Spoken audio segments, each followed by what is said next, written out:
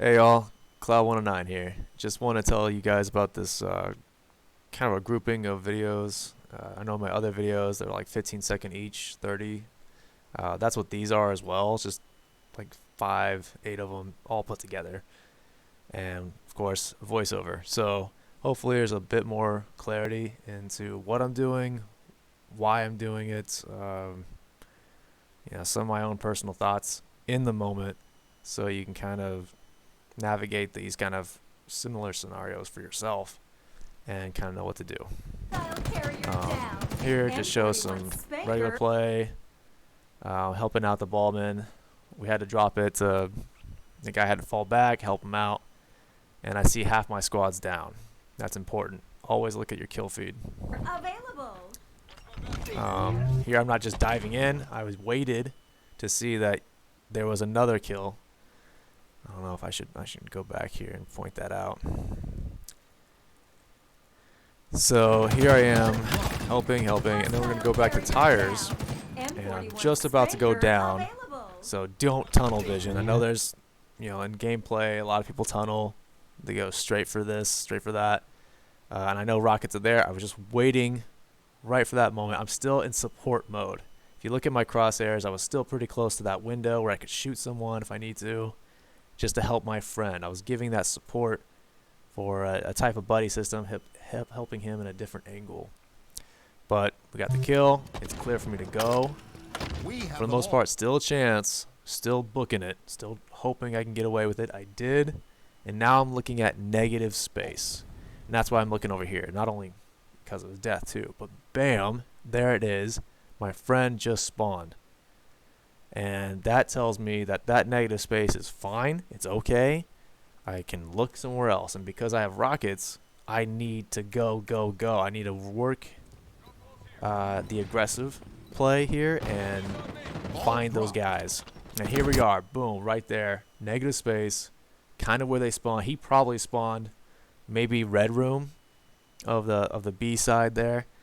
Or maybe even just spawned in arcade right there and then just came out. So unfortunately, rockets missed. So you can see that. But I even went back to look at my friend. He was fighting. He was doing something. He was in the dirty there, but he looks like he got cleaned, or he cleaned up his guy or something. He wasn't fighting anymore. So I went off of my focus from my friend and back to finish that kill. And sure enough, I got it.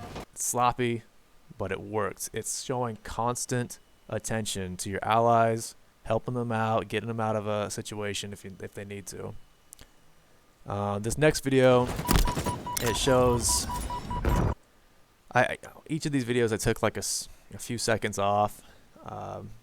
Some of these I probably shouldn't have because it's a little more build up, but this guy had obviously beaten me down. I'm on the D, so here I am just kind of giving myself some shielding.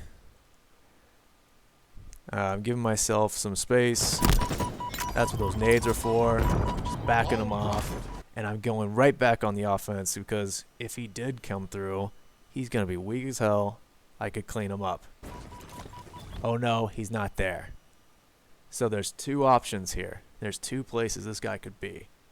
Just given where I kind of last saw him, and he was around that corner somewhere, maybe at the base of the stairs, maybe, but around that corner.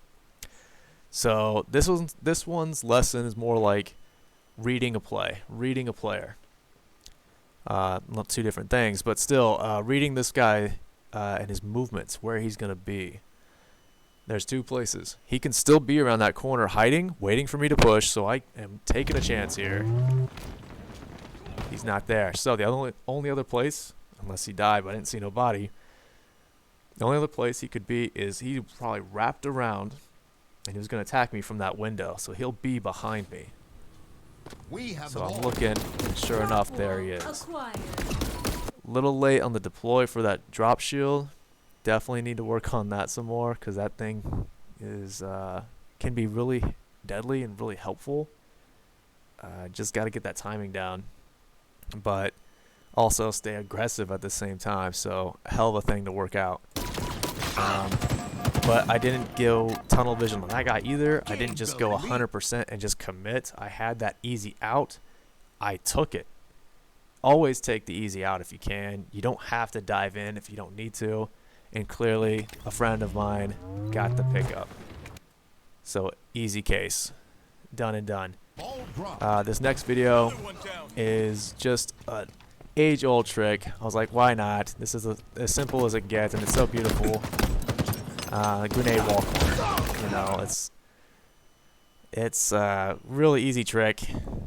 All the Halos, any Halo you ever played, it's age-old. So, just nading that wall, get the corner nade, and you can get the drop on that guy and kill him. Easy done. This one is just simply here where you clamber and try to get the flag cap. I didn't do it well in the first one, but the second one, I was able to clear that without clambering, and which is a little faster. I could even throw the flag out a little bit further just in case if I died or something, getting it even closer to the cap. You know, if you can make these clearances without having to clamber, do it. You're just giving yourself a little more freedom and a little bit more reaction instead of committing to a clamber.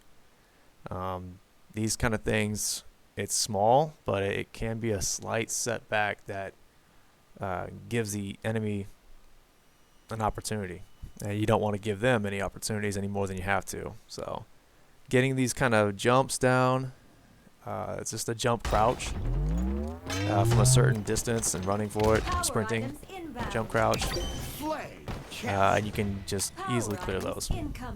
Yeah, maybe not easy, but it's, with practice, it's easy. This one is more about the lack of accuracy for sure, but it's also about dodge. It's mainly dodge. So in this game, I feel like Infinite has the, even though you can, you know, clearly move faster with your base, base movement is, you know, clearly faster, but it's you know, it does feel like it's lacking from Halo 5's dodge movement, because, you know, with that one you can clearly mix it up in several different ways with Halo 5's hover, not to mention the thrust. You know, you can even do the Spartan bash or the top down. I forget what that's called now. Anyway, there's multiple ways for you to kind of dodge, hover, and evade in Halo 5. And this one, you just have your thumbstick. So it's, and maybe, you know, whatever equipment. So disregarding the equipment, your base movement is limited for dodge. So it's important to know that a lot of times when you're on auto, meaning when auto kind of takes over, you just automatically go, let's say when you spawn, you automatically just run forward. You don't really move to left or right. Whatever you see in front of you, you pretty much go for it. Just like automatically when people dodge, they go left and then mysteriously go right. And everyone does this left, right, and it's everyone does it because it's automatic. So with that kind of being said, there's also a rhythm to when you're dodging and shooting.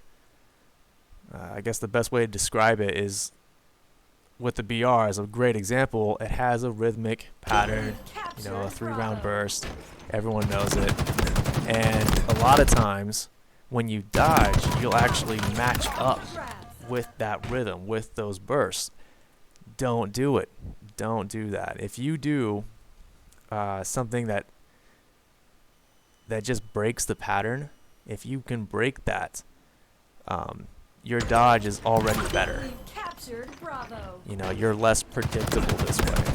And clearly, he was getting shots on me, but each time he was getting a shot, you know, it was like maybe landing 1 or 2 bullets, not all 3.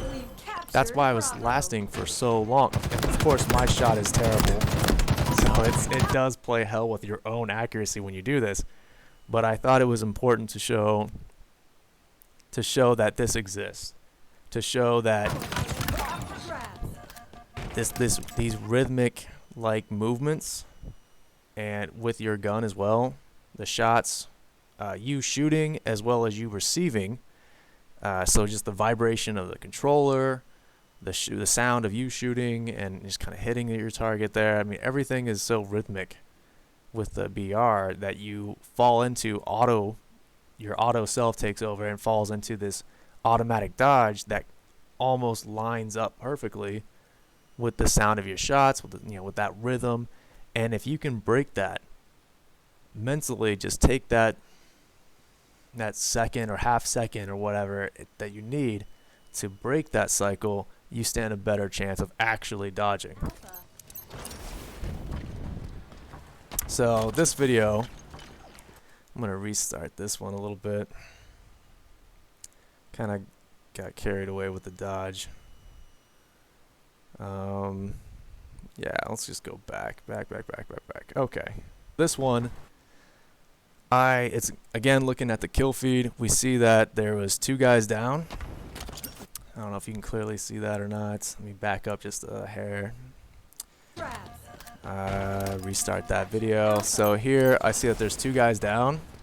So half their squad is gone, right? So a lot of times when you're going off to like this map, this one's like an island. If you're going to the sword, it's an island of its own. It's almost a death sentence if there was a full squad and they're pushing on you. You know, it's just a chance. It's like that's all I'm trying to say. It's a riskier chance to go for it when you don't know if it's clear or not. Half the squad is down. Most likely it's, I don't even know if it's still clear like 100%, but most likely it's clear, right? It's okay for me to go there and come back and I'll be fine. But if you can just nade splash, combat evolve that, and still stay active at the same time, why not? So next video, it shows me being camo, and this one, unfortunately, I said this before, but several of these videos I was editing and I took a few seconds off each of them just to kind of narrow it down. Before these shots, before I marked this guy and started engaging, there was already like 1 or maybe 2 guys dead, and just for like a few seconds worth or whatever. So I think there's maybe 2 guys, but I know it was 1 for sure. And so I know we have numbers. I know my guys are to my left and right, like maybe top blue and to the elbow there, to the fridge. Matches in general, this guy's wide open in the middle here. We have numbers. This guy's out in the open, and I marked him and started shooting him. Anytime people should be hearing shots or gunshots, any some kind of activity, there should be eyes on that area. So my guys should be lighting this guy up, just like that. And unfortunately, you don't see anyone shooting until now. So, I didn't give them that long of a heads up either. So, benefit to them on that one. But this second guy, we lit him up. Top blue was helping me out. I think my right guy was, he was hurt too, so he must have shot something. He was helping and getting shot himself. So that was more of like an instance of just, there's several different ways to play a camo, and this game really rewards aggressiveness. It's just aggression in general. And so me trying to, be smart about it as well, knowing that those numbers were down. Yeah, in fact, I think it shows at the beginning right there where I just got a kill previously, so I knew one of them was already down. So I have numbers. This guy's out in the open. It's where my guys who are nearby can definitely shoot. So any kind of action you take, especially if you're being aggressive, as a camo, here, this is not the best place to do it. I'm out in the open myself in bottom courtyard, blue courtyard. There's a thought of, why am I doing this? Well, the reason is I got a kill. My guys are nearby, and this guy is seemingly by himself in this moment. I did take the time to mark him, and I'm just going to light him up. And I have an escape. Makes me last a little longer, so I'm a little bit more confident. But I have that thruster. I burned one of those thrusts, able to get the second kill, and came off with some style at the same time with 2 perfects. So why not, right? But those kind of movements, those kind of positioning, and having that escape, which my escape sucked. It was just a thruster, and I wasn't gonna go anywhere. But it would make me last a little longer. And if there was a big team fight, I already knew we had the advantage just from the get-go. It was a 3v4. I got a kill. This guy's out in the open. My friends are nearby. We should be lighting him up. We will win. I think this is the last video. So this one is me, again, not tunneling. I see the objective, the ball guy, but I saw my friend. He was fighting someone, right? So I had to stop, help him out. So often do you see people just beeline it straight for objective. It doesn't take 2 seconds. Help your friend. You might even get a kill. I even went back again after he team shot me just to verify, just to see what's going on, if he needs more help. A very team-oriented game. The more you're thinking about your opponents or your allies instead of yourself, probably the better off for your team. So always keep them in mind. In this one, I just took a chance, got the stick there, and even did more damage on the last guy. And then there was a weird kind of transition there, so sorry about that. But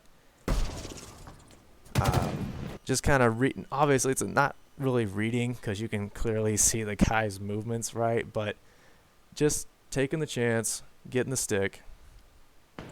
This is really not a really lesson per se. The lesson was, help friends. Don't just tunnel vision for objective. That's why I've, talked about that, but was able to do as much damage to each of those guys as I possibly could. Shooting the third guy, sticking the ballman, and then that first kill with my friend there. So hopefully this is a bit more understanding. My other videos, I don't do a voiceover. Each of those were like I said, 15 seconds each. Small videos. So this one's like my first bigger video. So hopefully you can get more insight, know what I was doing, why I was doing it, and hopefully apply that to yourselves in your games. So I'd love to hear some comments. Yeah, my accuracy needs work for sure, so I'll probably see that comment if anything. But yeah, definitely a lot to work with like ground rules. So anyway, thanks for watching though.